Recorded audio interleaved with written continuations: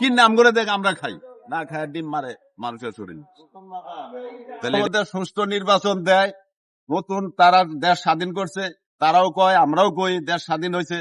তারা যদি সুষ্ঠু নির্বাচন দিয়া তারা ক্ষমতা পাশ করতে পারে, ক্ষমতা যাইতে পারে, যদি গরিব মানুষের জন্য কিছু করে, তাহলে তারা স্বাবলম্বন হইতে পারে। আর যদি কয় বলে না আমরা তো 24-এর পরে দেশ স্বাধীন করছি, অতীতের কিছু আমরা চিনি না, অতীতের কিছু জানি না, নতুন ভাবে আমরা আবার বড় লোক হইতে চাও, তাহলে কিন্তু ওই 24-এর মধ্যে আবার একটা শুরু। সেদিকে পিঠ সব করছে, এমনের সাথে কোনো গন্ডগোল হয় নাই। আপনার নাসিরউদ্দিন পাটোয়ারি গেছে হাবিবুল্লাহ বাহার কলেজে, তাই একটা ঘরোয়া মিটিং করবো, তার উপরে ডিম নিক্ষেপ করছে।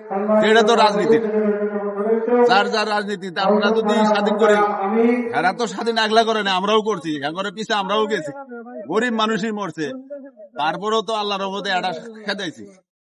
এদের ভাবি যদি এরা নিজেরাই যদি মারামারি হুড়ি করি আবার দেশের মধ্যে আবার একটা হাহাকার নিয়ে আসে, তাহলে তো ওটা ঠিক না। খাইতে সেই ডিম তাকে শরীরে মারে, তাহলে তার 24-এর পরে তো আমরা চাইনি, এটা তো আমরা চাইনি যে ডিম আমরা কি নাম করে দেখ আমরা খাই, না খায় ডিম মারে মানুষের শরীর।